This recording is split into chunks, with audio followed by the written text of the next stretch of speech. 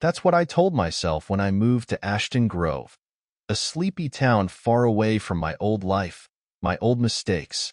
After years of chaos, I'd finally found a rhythm in my quiet neighborhood.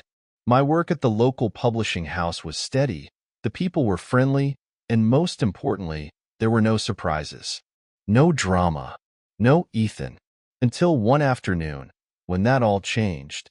I was sitting on my porch, sipping iced tea and reading a manuscript, when a moving truck pulled into the driveway next door. Normally, I wouldn't have paid it much attention. People came and went all the time. But something made me look up. The movers were unloading boxes, and then I saw him. Ethan. I nearly dropped my glass. I hadn't seen him in 6 years. Not since the night he vanished without a trace, leaving nothing but a short, cryptic note. It's not safe. I have to go. That was it. No explanation, no goodbye, no closure. I spent months trying to find him, to understand what had happened, but eventually, I gave up. I had no choice but to move on. And now there he was. My ex-boyfriend, the one who had shattered my heart and left me with more questions than answers, was standing in my neighbor's driveway, carrying a box like he belonged here. My heart raced as a flood of emotions hit me all at once. Anger, confusion, disbelief. It felt like some sort of cruel joke. Ashton Grove was supposed to be my refuge, a place where I could leave the past behind. Yet here was the very man I thought I'd never see again, moving in next door as if nothing had happened. Before I knew it, I was on my feet, my mind buzzing with questions. Should I go over there? Demand to know what he was doing? Part of me wanted to march right up to him and ask why he'd left, why he'd come back now. But another part of me, the part that had worked so hard to build a life without him, wanted nothing to do with it. With him, I stood frozen on my porch, watching him. Ethan hadn't changed much. His hair was still dark, though shorter than I remembered. He looked a little older, more serious. His broad shoulders and the confident way he moved were the same, but there was something different about him too. Something tense. He seemed to scan the area like he was looking for someone, or something. Then, as if sensing my stare, he turned. His eyes locked on mine, and for a split second, everything fell away. It was as if the 6 years between us had disappeared, and I was back in that moment, the night we said goodbye, the night I thought I'd see him the next day, only to wake up to an empty apartment and a note that made no sense. I quickly turned away, my heart pounding. I didn't want him to see how much his presence still affected me, but I couldn't stop the memories from flooding back. The late-night talks, the laughter, the way we fit so perfectly together. And then, just as quickly, I remembered the pain, the confusion, the endless days of waiting for an explanation that never came. I took a deep breath, trying to steady myself. This was ridiculous. I was stronger than this. I'd spent years rebuilding my life, and I wasn't going to let Ethan walk back into it and ruin everything. But as the day wore on, I couldn't shake the feeling that something wasn't right. There was a tension in the air, and Ethan's arrival stirred up more than just old feelings. It stirred up questions I thought I'd buried long ago. Later that evening, as the sun began to set, I heard a knock at my door. My stomach dropped. I knew who it was before I even opened it. Ethan stood there, looking uncertain, like he wasn't sure if he was welcome. "Olivia," he said, his voice just as familiar as I remembered. "Can we talk?" My chest tightened. Part of me wanted to slam the door in his face. But another part, the part that had never really let go of him, needed answers. Needed to understand why he'd left, and more importantly, why he was here now. I crossed my arms, keeping my expression cold. "What are you doing here, Ethan?" He sighed, rubbing the back of his neck the way he always did when he was nervous. "I didn't plan this. Moving in next door, it's a coincidence. I didn't know you lived here." "A coincidence?" I raised an eyebrow. "After all this time, you just happened to move in next door to me? You expect me to believe that?" He looked down, guilt flickering in his eyes. I swear, I didn't know. But now that I'm here, I think we need to talk. I could feel my heart hardening. About what? About how you left without a word. About how you disappeared and made me think something terrible had happened to you. What's there to talk about, Ethan? His eyes met mine, and for a moment, I saw something raw, something real. I can't explain everything right now, but I had my reasons for leaving. And it wasn't because I didn't care about you. My anger flared, despite the sadness in his voice. Then what was it, Ethan? Because you didn't even give me a chance to understand? He hesitated, glancing around as if he was worried someone might overhear. It's complicated. I was involved in something dangerous, and I had to leave to protect you. Protect me? I scoffed. From what? I can't say. Not yet. His voice dropped lower, and he stepped closer, his eyes filled with a seriousness that unnerved me. But you need to trust me. Things aren't as they seem, Olivia. And now that I'm back, I'm afraid it's not safe. For either of us. I froze, his words hanging in the air like a storm cloud ready to burst. Not safe? What was he talking about? Ethan, I said slowly, my pulse quickening. What's going on? He looked away, clearly struggling with how much to say.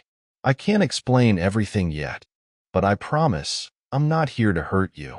In fact, I'm here to make sure you don't get caught up in something dangerous. My mind raced. Everything about this felt wrong, like I was on the edge of a cliff and about to fall into something I couldn't control. You're not making any sense. You disappear for years, and now you're telling me I'm in danger? What kind of danger? I'll explain soon, he said, his tone urgent. But you have to trust me. Please, Olivia. Trust him? After everything he'd put me through? I wasn't sure I had any trust left to give. But there was something in his eyes, something desperate and afraid, that made me pause. I don't know if I can trust you, Ethan, I said quietly, my voice trembling. You broke my heart, and now you show up here, asking me to trust you without any explanation. He swallowed hard, pain flickering across his face. I know, and I'm sorry. I never wanted to hurt you, but I had no choice.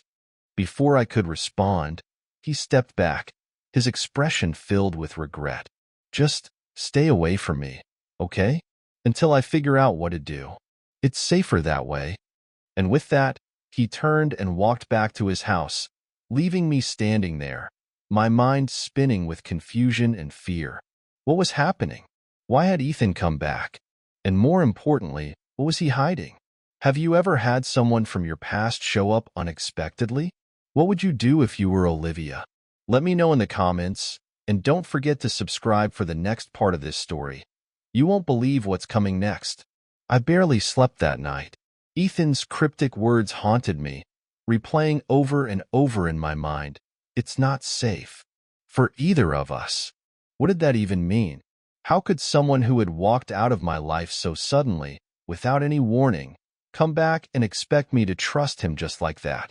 When the morning sun finally crept through the blinds, I felt no closer to understanding why Ethan was here or what kind of danger he thought I was in. But one thing was clear. He was hiding something. I could see it in his eyes, the tension in his voice, the way he looked over his shoulder, like someone was watching him. It wasn't the same carefree, confident Ethan I used to know. As the days passed, I did my best to avoid him. Ashton Grove was small, and living next door to him meant I couldn't exactly pretend he didn't exist, but I tried. I threw myself into work at the publishing house, spending extra hours at the office and filling my schedule with meetings. But even in the middle of editing manuscripts or attending conference calls, my mind kept drifting back to Ethan. And then there were the strange things happening around the neighborhood. It started with little things. An unfamiliar car parked down the street for hours with no one getting in or out, headlights flickering in the distance as I pulled into my driveway late at night. At first, I brushed it off as paranoia. I was letting Ethan get into my head. But then it escalated. One evening, I came home to find my front door slightly ajar. My heart leaped into my throat as I pushed it open, my mind racing. I was always careful about locking up. I hadn't left in a rush that morning, so why was the door unlocked?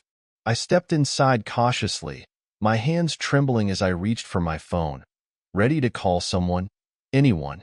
But after walking through the house, nothing seemed out of place. No broken windows, no signs of a struggle. Still, a deep unease settled in my gut. Something wasn't right. Was this what Ethan had meant? Was this the danger he was talking about? The next morning, I saw him standing on his porch, his arms crossed as he watched a black sedan slowly drive down our street. He hadn't noticed me yet, and for a moment, I debated walking over, demanding answers. But the look on his face stopped me. He seemed tense, more so than usual. His jaw clenched as his eyes followed the car's every movement until it turned the corner. That's when he saw me. His expression softened for a second, but I could see the worry etched in his features. He walked over, and I steeled myself for another vague, evasive conversation. "Olivia," he said quietly, standing at the edge of my yard. "Can we talk?" I sighed, folding my arms across my chest.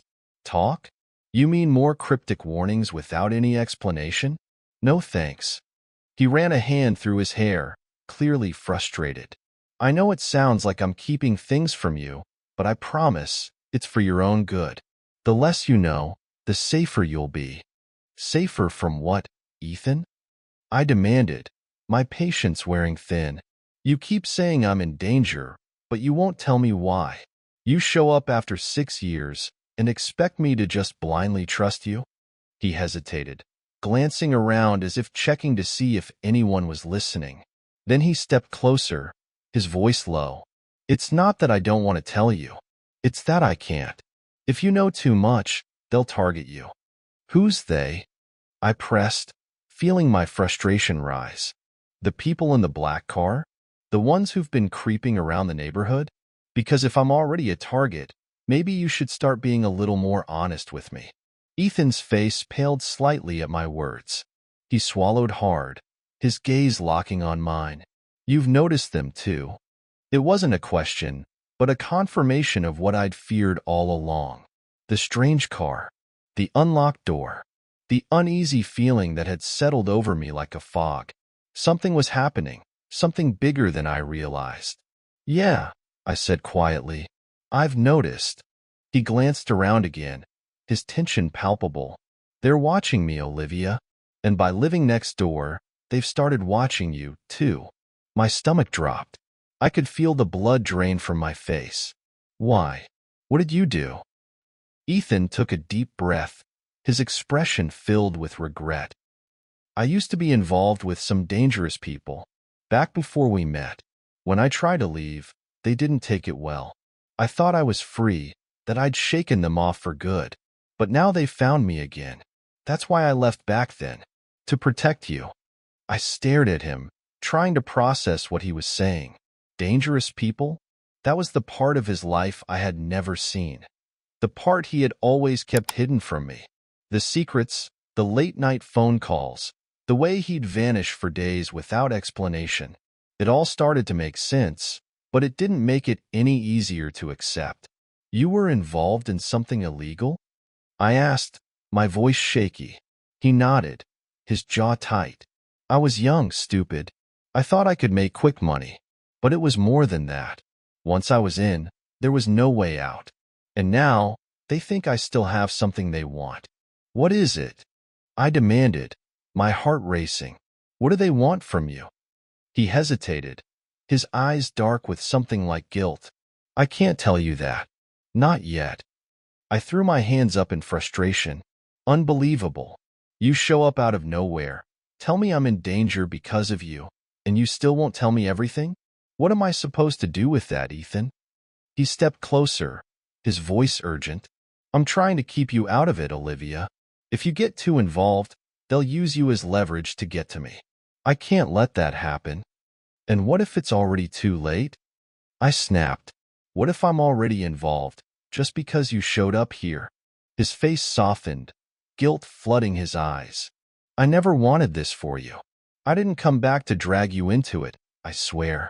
But now that they know you're close to me, I have to keep you safe." I stared at him, my mind spinning. This was too much, too sudden.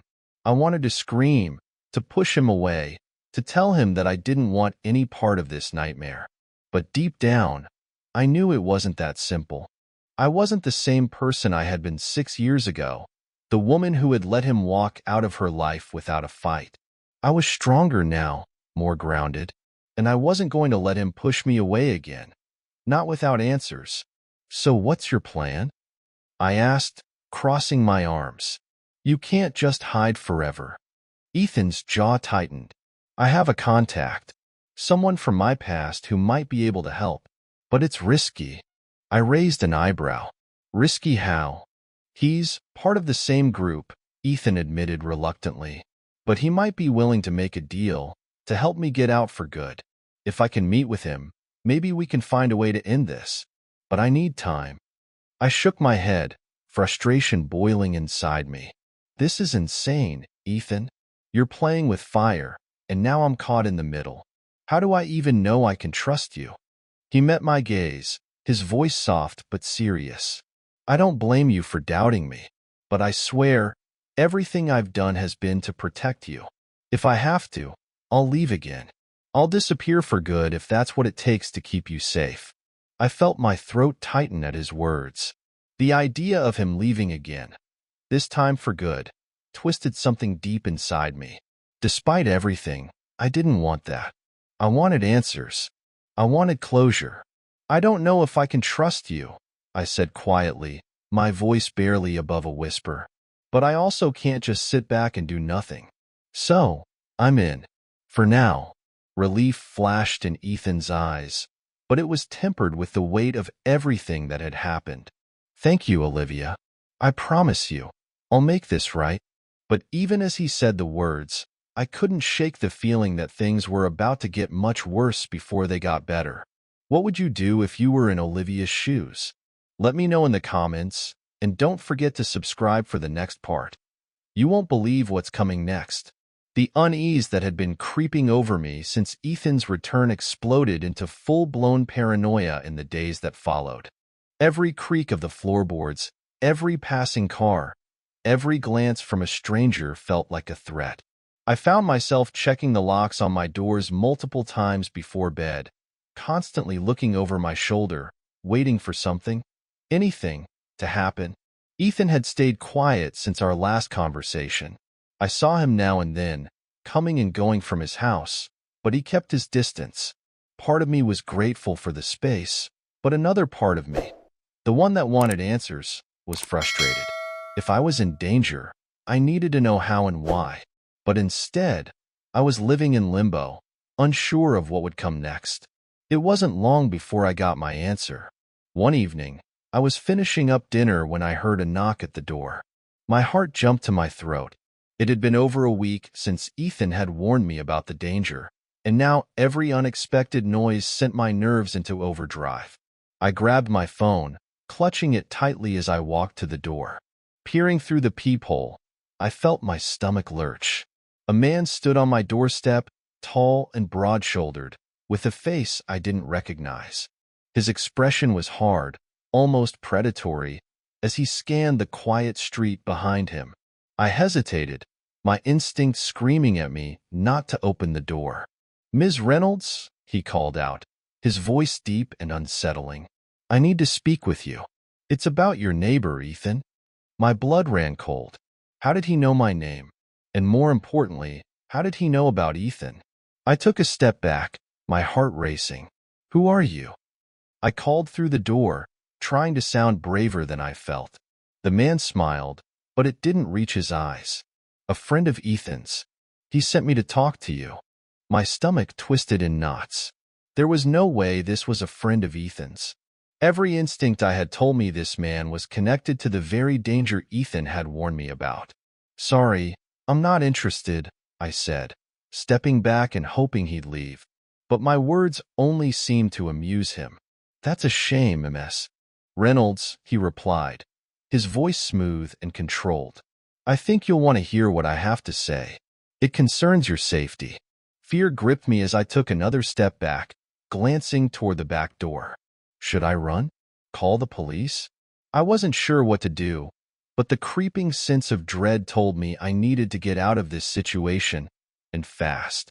Before I could make a move, the man leaned in closer, his tone dropping to something more menacing. Ethan hasn't been entirely honest with you. He's in deep trouble, and if you're not careful, it'll drag you down with him. My breath caught in my throat. I didn't know who this man was or what he wanted, but I knew one thing for sure. I couldn't trust him. My hands were shaking as I fumbled for my phone, ready to call someone for help, when suddenly there was a loud knock at the door again. Olivia. Ethan's voice came through, urgent and commanding. Don't open the door. I froze. The man on the other side of the door laughed softly, but it wasn't a sound of amusement. It was cold, calculating. Looks like your knight in shining armor is here, the man said, his tone mocking. But make no mistake, Ms. Reynolds. You're already involved, whether you like it or not. Ethan pounded on the door again. Olivia, open the door, now. We need to go. My heart raced as I grabbed the door handle and unlocked it, pulling it open just enough for Ethan to slip inside. His face was tense, his eyes wild with panic. He didn't waste a second before grabbing my hand and pulling me toward the back of the house. Who is that? I demanded, my voice trembling as he led me toward the kitchen. What's going on? There's no time to explain, Ethan said, his voice low and urgent. We need to get out of here before. A loud crash echoed through the house, and I turned to see the man at the front door kicking it open. My blood turned to ice. Whoever he wasn't just here to talk. Ethan cursed under his breath, yanking open the back door and pulling me outside. Go, he hissed, pushing me toward the alley behind the house. Run. I didn't need to be told twice. I sprinted down the alley, my heart pounding in my ears as adrenaline surged through my veins. Behind me, I could hear the man's footsteps pounding on the pavement, getting closer with every second. Olivia, this way. Ethan called, grabbing my arm and leading me through a narrow side street. The dark shadows of the houses loomed around us, making it impossible to see who or what was following. I glanced over my shoulder and saw the man still chasing us, his expression twisted with a kind of determination that terrified me. Whoever he wasn't going to stop until he caught us. We rounded a corner and ducked into a small, dimly lit parking lot behind an abandoned building. Ethan pulled me behind a stack of crates, his chest heaving as he pressed his back against the wall. We need to keep moving, I whispered, panic rising in my throat. He's going to find us. Ethan shook his head, his breath coming in short gasps. Just give me a second to think. I stared at him, the fear and anger boiling up inside me. Think? Ethan, that guy just kicked down my door. Who the hell is he, and why is he after us? Ethan looked away, guilt flickering in his eyes. He's one of them, the people I was involved with. I told you, they think I still have something they want. And what exactly is that? I demanded, my voice sharp. What do they want from you, Ethan? I deserve to know the truth. He hesitated for a long moment, his expression torn. Finally, he spoke, his voice barely above a whisper. It's not about what I have. It's about what I know. I've got information, files, documents, things that could destroy them if they got out. I felt my heart sink. You've been hiding something dangerous this whole time? That's why they're after you. Ethan nodded, his face grim. I tried to get out, but they wouldn't let me. I've been running ever since. But now that they've found me, I don't know how much longer I can keep them at bay. And now I'm caught up in it, I said, my voice hollow. I'm in danger because of you. Ethan's face softened with regret. I'm sorry, Olivia. I never wanted you to be involved. That's why I left all those years ago. I thought if I disappeared, you'd be safe. But I was wrong. I stared at him, anger and fear swirling inside me. I had spent years trying to forget Ethan, trying to move on from the heartbreak he had caused. And now here he was, dragging me back into a nightmare I never asked for. What do we do now? I asked, my voice barely steady. Ethan looked away, his jaw clenched. We need to meet with someone who can help. He's the only one who might be able to get us out of this. But it's risky. I swallowed hard, my pulse quickening. How risky? He's part of the group I was involved with, Ethan admitted. But he owes me a favor. If anyone can get us out, it's him. I felt my stomach twist in knots. The idea of trusting someone connected to these dangerous people terrified me, but at the same time, what other option did we have? We couldn't run forever. Okay, I said finally. Let's do it. Ethan nodded, his expression grim. We have to move fast. They won't stop until they find us. As we slipped out of the parking lot and disappeared into the shadows, I couldn't shake the feeling that everything was about to get a lot worse before it got better. Ethan had brought danger into my life, and now I was in deeper than I ever thought possible. What would you do if you were in Olivia's shoes? Would you keep running or confront the danger head-on? Let me know in the comments, and don't forget to subscribe to see how Olivia and Ethan's story unfolds. We barely made it out of Ashton Grove that night. Ethan drove us out of town, his eyes constantly flicking to the rearview mirror, checking for anyone tailing us. The silence between us was thick, weighed down by the storm of emotions I was trying to hold back. Fear, anger, and a strange, unwilling trust in the man who had once broken my heart. The drive seemed endless, and by the time we pulled up to a remote warehouse on the outskirts of a neighboring town, the sky had darkened completely. The air outside was heavy, the kind of quiet that makes your skin crawl. This was where Ethan's contact wanted to meet, a place that reeked of bad deals and even worse decisions. Stay close to me, Ethan muttered as we stepped out of the car. His jaw was set, and his eyes were sharp, scanning the shadows around us. No matter what happens, let me do the talking. I nodded, though every instinct screamed at me to turn around and run. But where would I go? I was already in too deep. The warehouse door creaked as Ethan pushed it open, and the inside was just as unsettling as the outside. The dim light flickered, casting long shadows across the concrete floor. Stacks of wooden crates lined the walls, and the musty smell of dust filled the air. At the far end of the room, a man stood waiting, his silhouette barely visible in the gloom. Ethan's grip tightened on my arm as we approached. "That's him," he whispered, his voice low. "His name's Marcus. He can help us, if he wants to." I swallowed hard, my stomach twisting with anxiety. Marcus. This was the man who held our lives in his hands, and from the look of him, he wasn't someone who dealt in kindness or favors. His face was hard, his expression unreadable, and when his cold eyes landed on me, a chill ran down my spine. "Ethan," Marcus said, his voice smooth but laced with something dangerous. "I didn't think I'd see you again. Last I heard, you were smart enough to disappear." Ethan forced a tight smile. "I didn't have much of a choice. You know how it is." Marcus chuckled darkly, stepping forward. "And now you're back, asking for my help? You must be desperate." "I am," Ethan said, his voice steady despite the tension radiating off him. "I need out, for good, and I need her safe." He gestured toward me.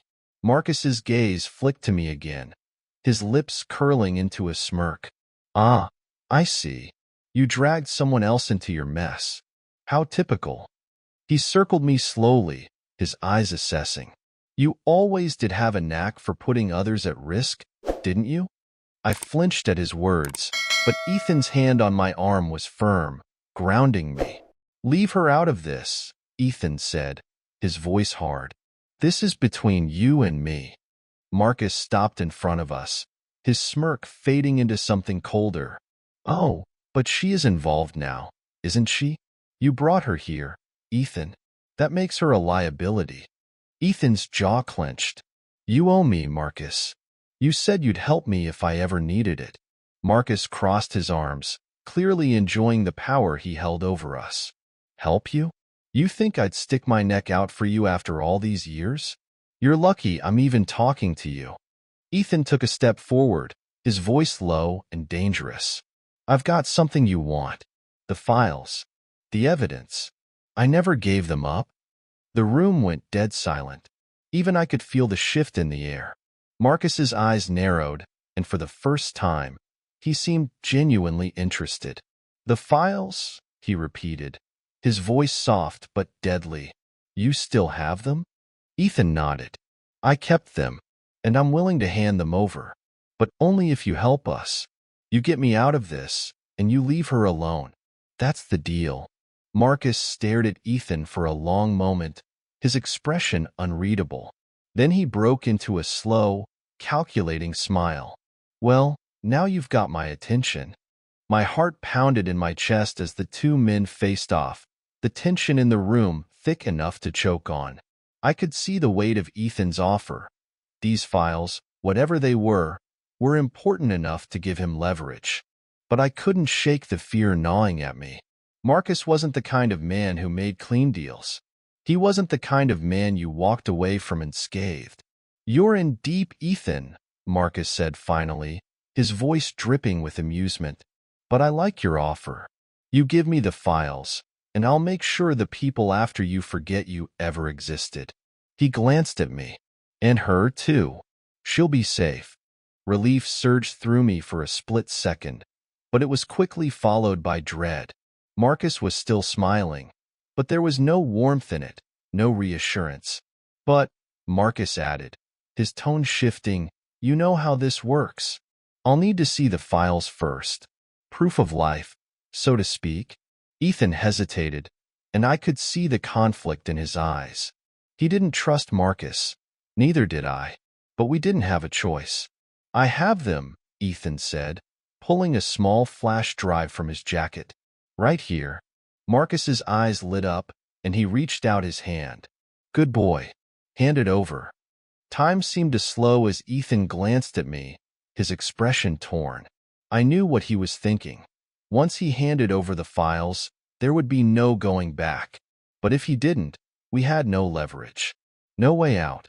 With a deep breath, Ethan placed the flash drive in Marcus's hand. Marcus stared at it for a long moment, a satisfied grin spreading across his face. Well, Ethan, you've done well. He pocketed the drive and stepped back. Now, as promised, I'll take care of things. But don't think for a second that I'm doing this out of the goodness of my heart. You're useful to me, and that's the only reason you're still alive. Ethan didn't flinch. Just keep your end of the deal. We disappear, and she's safe. Marcus nodded slowly, the cold smirk still plastered on his face. I'll take care of it, but you'd better stay gone, Ethan. Next time, there won't be any deals. The weight of his words hung heavy in the air as Marcus turned and walked away, disappearing into the shadows of the warehouse. For a long moment, neither of us moved. I could feel the tension in Ethan's body, the adrenaline still coursing through him. But there was also relief, a sense that, for now, we were safe. Finally, Ethan exhaled, pulling me into his arms. It's over, he whispered, his voice shaking slightly. You're safe. I leaned into him, my heart still racing. For now, I said quietly. But what about you, Ethan? You've given him what he wanted, but how can we trust him? Ethan pulled back, looking down at me with a mix of guilt and determination. We can't, but it's the best chance we have. We'll disappear, just like I promised. We'll start over somewhere new. No more running. No more looking over our shoulders. I searched his eyes, trying to believe him. But even as he said the words, I knew this wasn't over. Ethan's past was too dark, too complicated to simply vanish.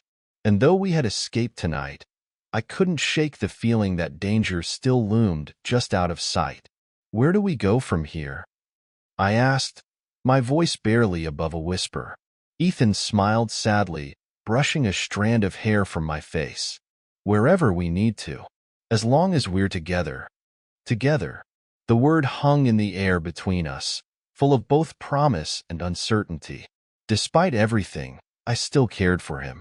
Despite the lies, the danger, the fear, a part of me had never stopped loving him. But love wasn't enough to erase the past. "We'll figure it out," he said softly, pulling me close again.